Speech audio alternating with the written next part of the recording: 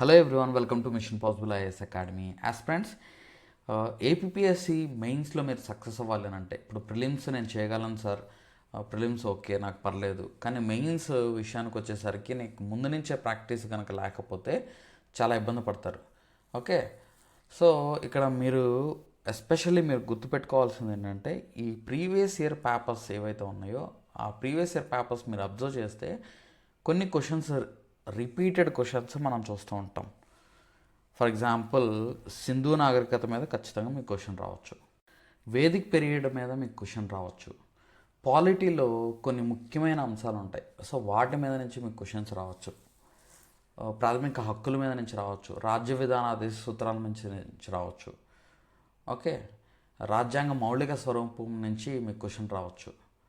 ఇలాగా మనకి ఎటువంటి క్వశ్చన్స్ వస్తాయి, ఏ విధంగా మనం చదువుకోవాలి, మన ఆన్సర్ రైటింగ్ ఎలా ఇంప్రూవ్ చేసుకోవాలనేది ఒక డైరెక్షన్ ఇస్తుంది ప్రీవియస్ ఇయర్ పేపర్స్.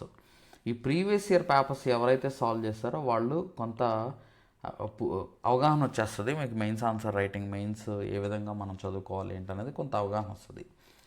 సో మనం ఏం చేస్తున్నాం అంటే మిషన్ పాసిబుల్ ఐఏఎస్ అకాడమీలో ఈ ప్రీవియస్ ఇయర్ క్వశ్చన్స్కి ఎస్పెషల్లీ మనం సొల్యూషన్స్ అంటే ఆన్సర్స్తో సహా మీకు ఇస్తున్నాం.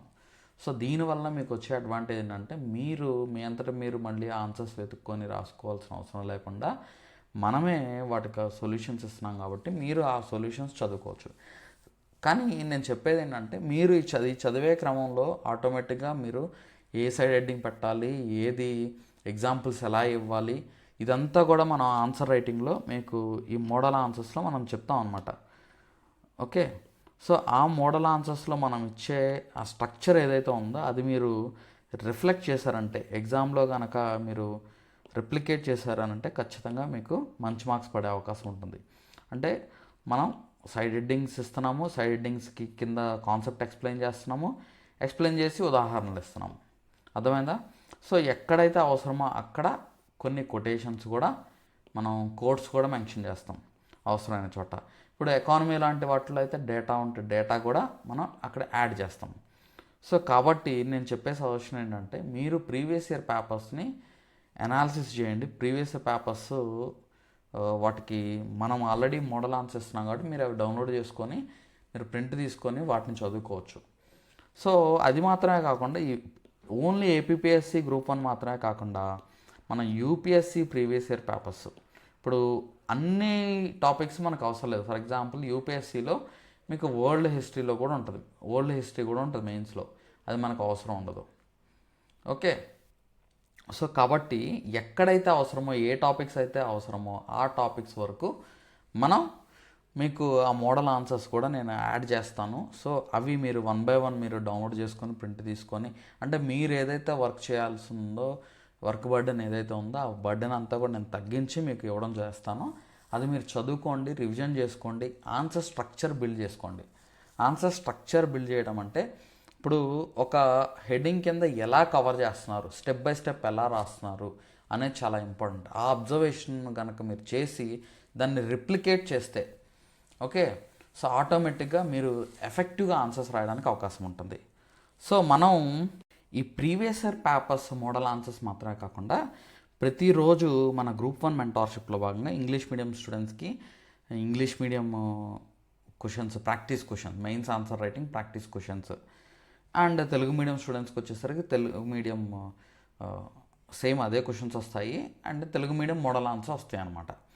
సో ఎవ్రీడే మీకు షెడ్యూల్ ఇచ్చి ఆ షెడ్యూల్ ప్రకారం daily 2 mains answer writing questions ఇచ్చి వాటికి మోడల్ ఆన్సర్స్ మీరు ఆన్సర్ రాసి పంపిస్తే మనం కరెక్షన్ కూడా చేయడం జరుగుతుంది.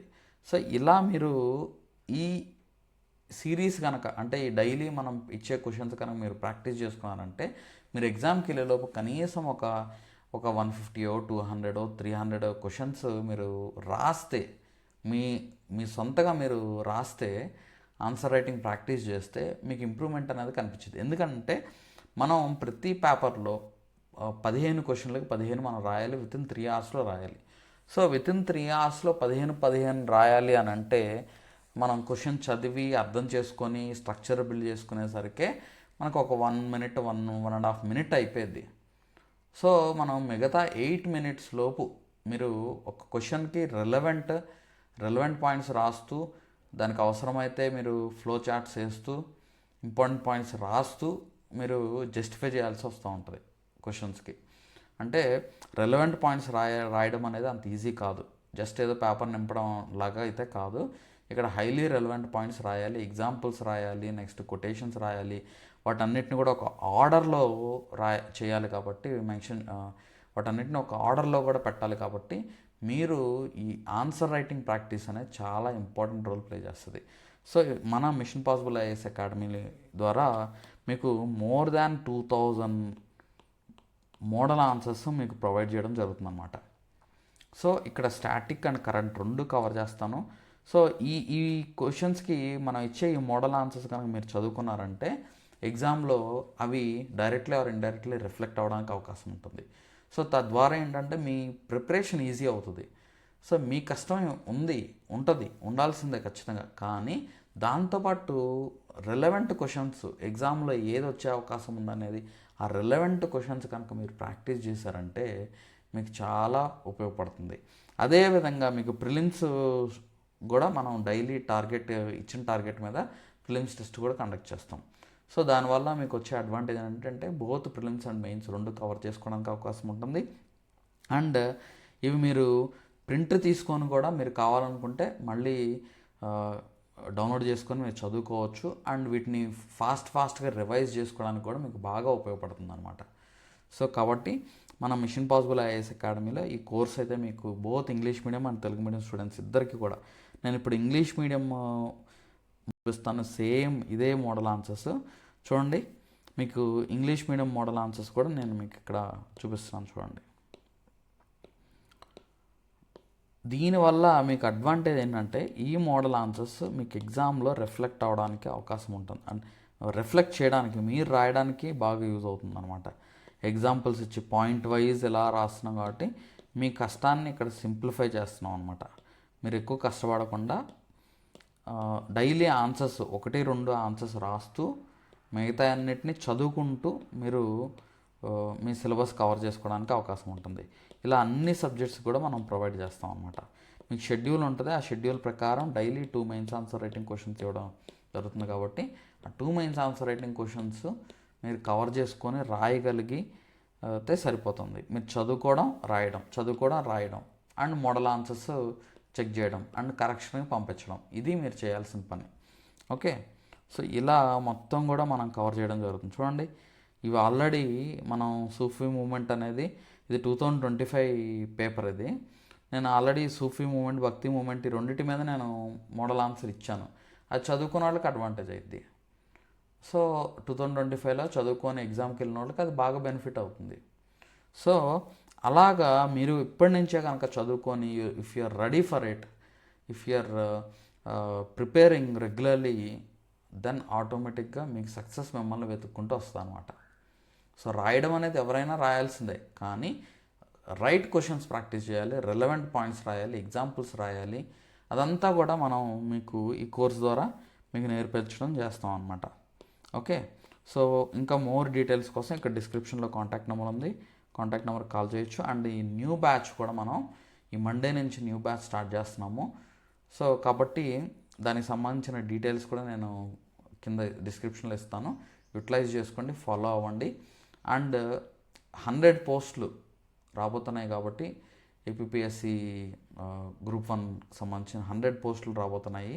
సో ఇది ఎవ్రీ ఇయర్ తెస్తామని గవర్నమెంట్ చెప్తుంది. కాబట్టి నేను చెప్పే సలహా ఏంటంటే ప్రాక్టీస్ చేసుకోండి.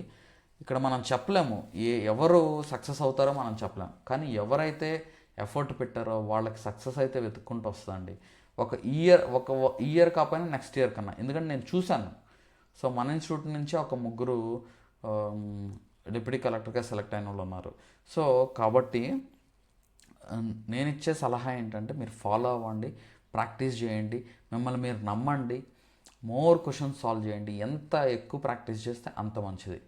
ఓకే, సో ఎవరో వచ్చి మన తలరాతను అయితే మార్చరండి, మనకు మనమే మన తలరాతను మార్చుకోవాలి. అది మీ ఆన్సర్ రైటింగ్ ద్వారా మీరు మార్చుకోగలుగుతారు. ఓకే, సో యూటిలైజ్ చేసుకోండి. All the best. Thank you so much.